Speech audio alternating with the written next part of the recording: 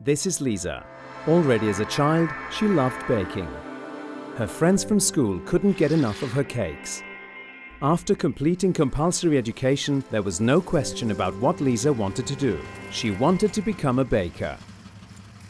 Lisa's apprenticeship takes 3 years. She works during 4 days per week at the Pane bakery. 1 day per week she attends vocational school. What Lisa decided to do is by no means an exception.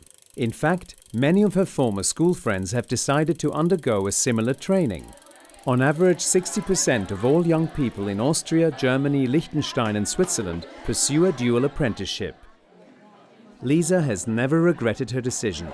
She enjoys the interplay between the practical and the theoretical aspects of her apprenticeship. Besides, her training stipend contributes to her independence. Moreover, Lisa is convinced that she is now laying the ground for her professional and personal future. She is right. Statistics show that young people in countries with a dual vocational education and training system have a higher chance of finding a job after their training. Today, many countries recognize the advantages of such a system.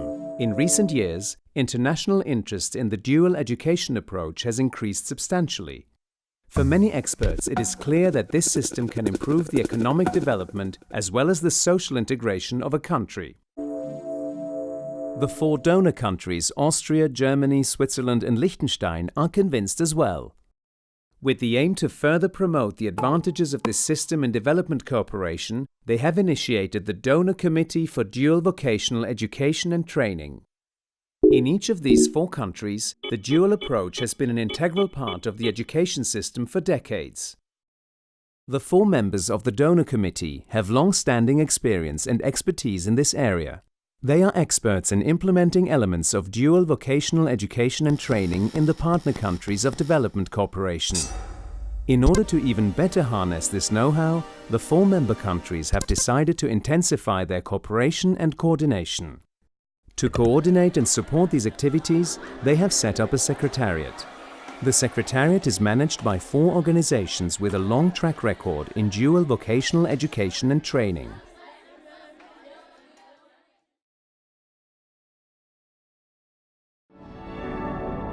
Let's go back to Lisa. At the beginning of her training, Lisa signed an employment contract. The bakery pays her a stipend. It also makes sure that Lisa learns all the competences that she needs to know in order to work as a baker. For the bakery, Lisa is more than just an apprentice. She is an employee who actively supports her colleagues in their everyday work. Furthermore, by training Lisa, the bakery makes sure that there is no shortage of qualified bakers in the future. Overall, the bakery is convinced that the costs of Lisa's training are a worthy investment. This conviction stands on solid ground. For most companies in the 4 countries, training apprentices pays off, not least in financial terms. This applies for the period during as well as after the training. This clearly shows that dual vocational education and training can improve everyone's life and contribute to a country's economic and social development. For the Donor Committee, it is clear that there is a need to make this system and its benefits more accessible for interested partner countries. In order to achieve these goals, the committee will focus on 3 priorities.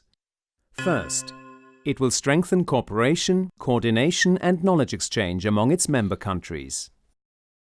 Second, the committee illustrates how dual education approaches can be adapted to local contexts and how partners can implement them.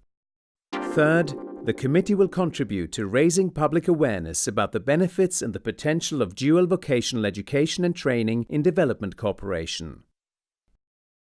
If you would like to learn more about the committee and its work, visit our webpage or contact us.